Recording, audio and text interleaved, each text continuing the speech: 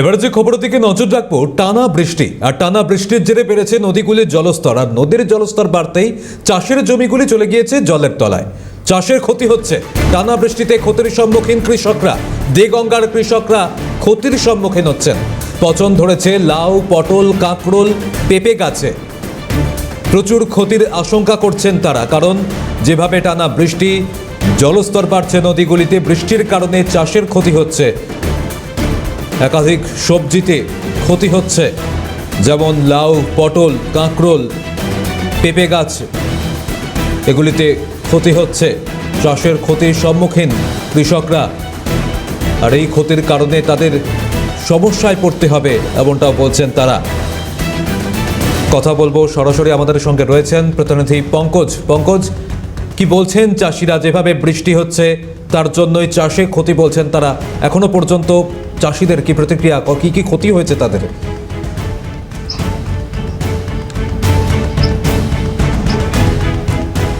দেখো সৌম্যজিৎ, যেটা উত্তর 24 পরগনা জেলার কৃষি ভান্ডার বলা হয় দেগঙ্গাকে, সেই দেগঙ্গা এলাকা কিন্তু কয়েকদিন টানা বৃষ্টিতে ব্যাপক পরিমাণে ক্ষতি হয়েছে। বিভিন্ন সবজির যেমন হয়েছে তেমন ধান হয়েছে, পাট হয়েছে, কাঁকরোল, ওল, পটল, পেঁপে সহ বিভিন্ন সবজি কিন্তু একদম নষ্ট হয়ে গেছে।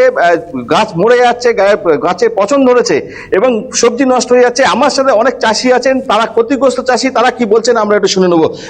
কি অবস্থা, কি হচ্ছে বলেন তিনি? প্রচণ্ড বৃষ্টিতে একটানা ধরেন 25 দিন ধরে বৃষ্টি হচ্ছে। এই বৃষ্টিতে আমাদের এলাকায় যেসব ফসলগুলো ছিল সেই ফসলগুলো প্রত্যেকটা ফসলই নষ্ট হয়েছে। পটল থেকে শুরু করে পটল, কাঁকরোল, পেঁপে, বিশেষ করে পাটে এখন হাঁটু জল, পাটকেও কোনো চাষি কাটতে পারছে না এবং এই পাট কাটা ব্যাপক ব্যয় সাপেক্ষ। যেখানে চাষিদের কাছে এখন পয়সা বলতে কিছু নেই, কোনো ফসল তুলে তারা পয়সা পাচ্ছে না, ফসল সব পচে গেছে। এবং তারপরে গিয়ে ওল টোল, আমরা নিচে জমিতে ওল চাষ করি, সেই ওল এখন জলের তলায় পড়ে আছে এবং কচুও সব পচন ধরে গেছে। তুলে যে আমরা বাজারে নিয়ে যাব, বাজারে গিয়ে আমরা তেমন কোনো পয়সা পাবো না, যার ফলে আমরা খুবই অর্থ সংকটে পড়ে গেছি। এই মুহূর্তে আমাদের কোনো চাষবাস পুনরায় করা বা আমরা যে কোনো কিছু করব সে নিয়ে আমরা খুব সন্দেহের মধ্যে পড়ে আছি। এখন বর্তমানে আমাদের কোনো চাষবাস করতে গেলে আমাদেরকে কোথাও ঋণ না নিয়ে আমরা চাষবাস করতে পারবো না। এই অবস্থায় যদি সরকার আমাদের কোনো সহযোগিতা করে বা ঋণের একটু ব্যবস্থা করে, তাহলে আমরা মনে হয় খুবই উপকার হতে পারি। কি চাষ করেছিলেন জমিতে? আমি কাঁকরোল করেছি, পেঁপে করেছি, আর লাউ তো একদম পুরো শেষ। লাউ সব গাছ সব মরে যাচ্ছে জলে, আর কাঁকরোল খেতে জল উঠে গেছে, গাছ শেষ। একেবারে আপনারা দেখতে পেলেন যে দেগঙ্গায় বৃষ্টির কারণে যেভাবে চাষে ক্ষতি হচ্ছে বলছেন কৃষকরা। পাশাপাশি আরও একটি জেলা আপনাদের ছবি দেখাবো, সেখানেও কিন্তু একই ছবি, বনগাঁর ছবি দেখাবো আপনাদের। বনগাঁতেও সেখানে এই একই ঘটনা দেখতে পাওয়া গিয়েছে। টানা বৃষ্টিতে চাষে ব্যাপক ক্ষতির সম্মুখীন হচ্ছেন তারা। জলমগ্ন বনগাঁর সীতানাথপুরের কয়েকশো বিঘা জমি জলের তলায়। পাট, ধান, পটল, প্রায় 1000 বিঘা জমির ফসল নষ্ট। মাথায় হাত পড়েছে কৃষকদের। কথা বলবো, সেখান থেকে সরাসরি আমাদের প্রতিনিধি জ্যোতির্ময় চক্রবর্তী রয়েছেন। জ্যোতির্ময়, এই মুহূর্তে কি পরিস্থিতি সেখানে, কি বলছেন কৃষকরা?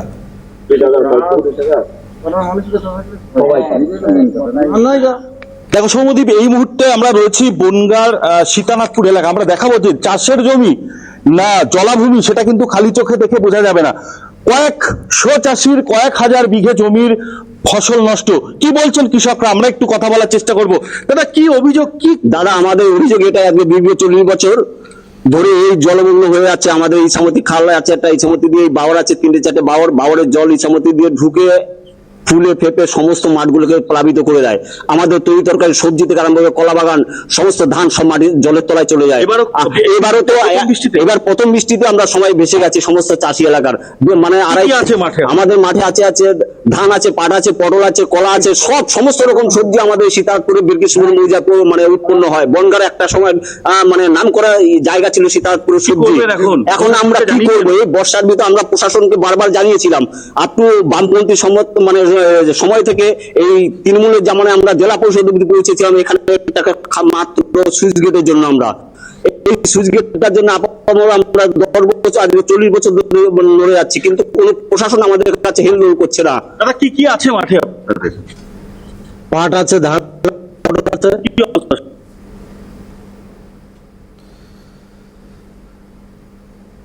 একেবারে এই যে ছবি আপনারা দেখতে পাচ্ছেন, আমাদের প্রতিনিধি জ্যোতির্ময় চক্রবর্তী যে ছবি তুলে ধরলেন যে একদিকে যেমন বনগাঁ, সেখানে টানা বৃষ্টিতে সেখানেও ব্যাপক চাষের ক্ষতি হয়েছে, ক্ষতির সম্মুখীন হয়েছেন কৃষকরা। তেমনই কিছুক্ষণ আগে আপনাদের যেমন ছবিটা দেখাচ্ছিলাম উত্তর চব্বিশ পরগনারই দেগঙ্গার ছবি, উত্তর চব্বিশ পরগনার বনগাঁর ছবি আপনারা দেখলেন, উত্তর চব্বিশ পরগনার দেগঙ্গার ছবি আপনাদের দেখাচ্ছিলাম। সেখানেও একাধিক চাষের ক্ষতি হয়েছে, ক্ষতির সম্মুখীন কৃষকরা, ক্ষতির পরিমাণ বেশ অনেকটাই। সেই ক্ষতির কারণে তাদের বেশ কিছুটা সমস্যায় পড়তে হবে তারা বলছেন, কারণ যেভাবে বৃষ্টি হয়েছে তার জন্য একাধিক চাষে ক্ষতি হয়েছে। আমাদের সঙ্গে দেগঙ্গা থেকে ছিলেন প্রতিনিধি পঙ্কজ বিশ্বাস এবং পাশাপাশি বনগাঁ থেকে ছিলেন আমাদের অপর প্রতিনিধি জ্যোতির্ময় চক্রবর্তী। দুজনকে আপাতত ধন্যবাদ। আপনাদের শোনাবো বনগাঁর ক্ষতিগ্রস্ত কৃষকরা কি বলছেন তারা। জলমগ্ন হয়েছে।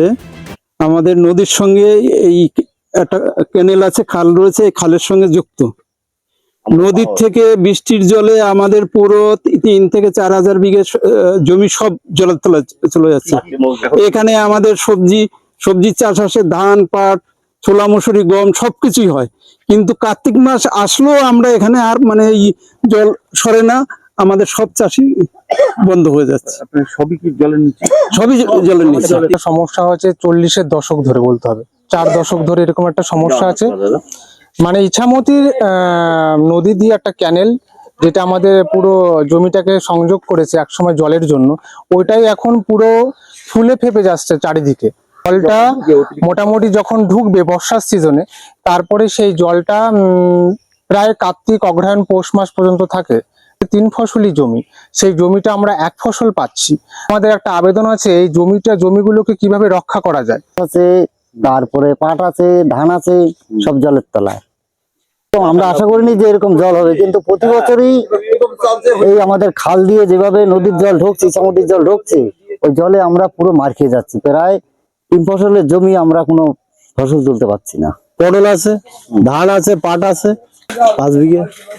কি অবস্থা? সব জল উঠে আছে। এখন আর কি করবো, এই ফেলে তুই এখন বাইরে কাজে চলে যাব, সেন্টারের কাজে। প্রতি বছরে একই সমস্যা। আজকে দীর্ঘদিন